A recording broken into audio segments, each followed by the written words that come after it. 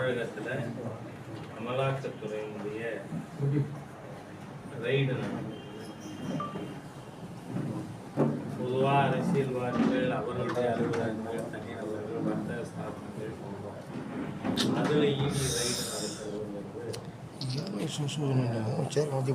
வழக்கம் தான். ஆனால் அரசாங்கத்தினுடைய ஹெட் ஆஃபீஸர் ஈடி ரைடு நடந்திருக்கிறது. கொஞ்சம் நம்மை நிமிர்ந்து பார்க்க வேண்டிய அவசியத்தை அமலாக்கத்துறை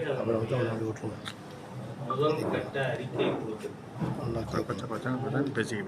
அதில் 3 விதமான விஷயங்கள் குறிப்பிடப்பட்டது. டாஸ்மாகில் அதிகபட்ச சில்லறை விலை எம்ஆர்பி ரேட்டை விட அதிக விலைக்கு மது விற்பனை நடந்திருக்கிறது. மது விநியோக ஆர்டர்களுக்கு மது உற்பத்தி ஆலைகள் அதிகாரிகளுக்கு லஞ்சம் கொடுத்திருக்கிறார்கள். அதே மாதிரியா டாஸ்மாக் பணியாளர்கள் நியமனம், பணி இடமாற்றம் உயர் அதிகாரிகள் லஞ்சம் வாங்கி கொண்டு செய்திருக்கிறார்கள் என்று அந்த ரிப்போர்ட்டில் சொல்லப்பட்டிருக்கிறது. இந்த டாஸ்மாகில் நடந்த ரைடில் ஏற்கனவே நம்ம கவனத்திற்கு பொதுமக்களுக்கு தகவல் இருக்கின்ற வாட்டருக்கு 10 ரூபா, அதெல்லாம் ஒரு மந்திரிக்கே பேர் 10 ரூபா மந்திரி அப்படின்னு சொல்கிறோம். அந்த மாதிரி வசூலிக்கப்பட்டிருக்கு. இதுக்கு ஊடக நண்பர்களுக்கு நான் துவக்கத்திலே நன்றி சொல்ல கடமைப்பட்டிருக்கு. காரணம், ஒரு மினிஸ்டரை கார்னர் பண்ணி இந்த பார் நான் ஆதாரம் தானே அப்படின்னா மினிஸ்டர் கேட்குறாரு, இந்த மாதிரி 50 ரூபா பேசினா நீங்கள் ராஜினாமா பண்ணுவீங்களா, அமைச்சர் பண்ணுவீங்களான்னு நீங்கள் கேட்டுருக்கீங்க.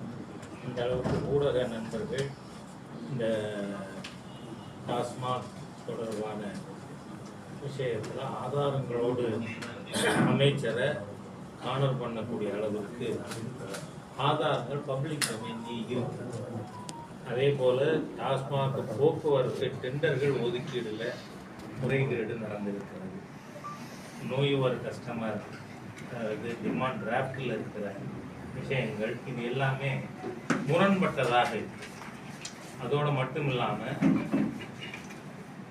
இறுதி ஏலத்தில் நீங்கள் பார்த்தீங்கன்னா எல்லா இதுலேயும் ஒரு நபர் தான் இறுதி ஏலத்தில் டெண்டரில் பங்கு பெற்றவராக. ஆகவே இது 100% ஃபேவரிட்டிசம், நெப்போட்டிசம், கரப்ஷன் இது எல்லாமே அதில் இருப்பது நமக்கு தெரிய வந்திருக்கு. ஒப்பந்தக்காரர்களுக்கு 100 கோடி ரூபாய் ஆண்டுதோறும் டாஸ்மாகிலிருந்து கொடுக்கப்பட்டிருக்கு அப்படின்னு இந்த அறிக்கையில் சொல்லப்பட்டிருக்கு.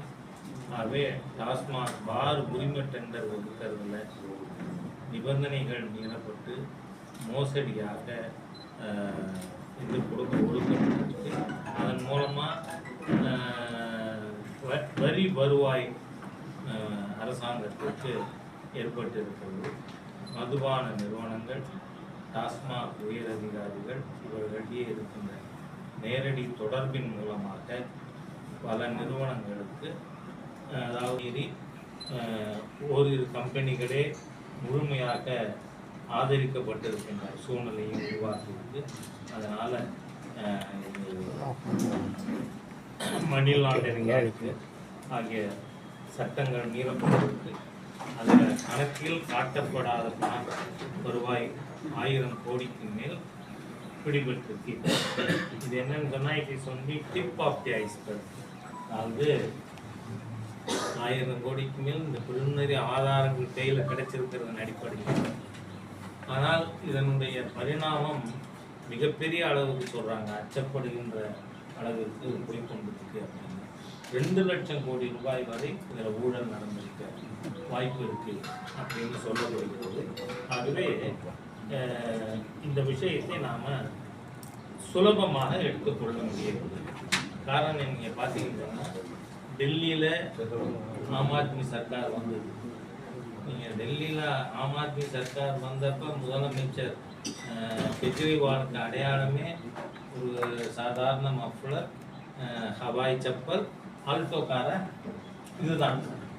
இது தவிர நான் வேற இடத்துலையும் வரமாட்டேன் அப்படின்னு எல்லாம் பேசிட்டு நீங்கள் பார்த்தீங்கன்னு சொன்னீங்கன்னா அவருடைய வீடு 122 கோடி ரூபாய்க்கு இருக்காங்க. அதை விட எனக்கு நல்ல ஞாபகம் இருக்கு,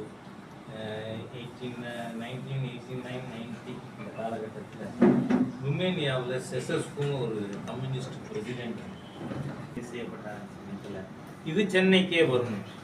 அவை இன்னைக்கு பார்த்தா டெல்லியில் ஏற்பட்ட சாராய ஊழல், சத்தீஸ்கரில் பிடிபட்ட சாராய ஊழல் அதை விட பல மடங்கு பரிமாணத்திலே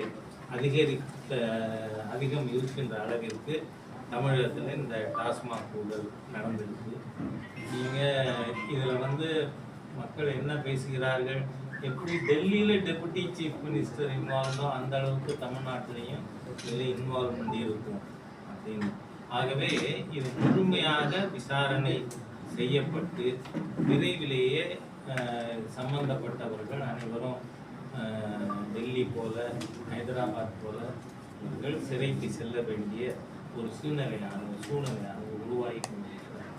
அதனால பாரதிய ஜனதா கட்சி, அரசாங்கம், என்ஃபோர்ஸ்மெண்ட் டைரக்டரேட்டு அவர்கள் செய்கிற இன்வெஸ்டிகேஷன், அதனுடைய நடவடிக்கைகள் அது ஒரு புறம் இருந்தாலும் இன்னைக்கு மக்கள்கிட்ட கொண்டு போய் சேர்க்க வேண்டிய ஒரு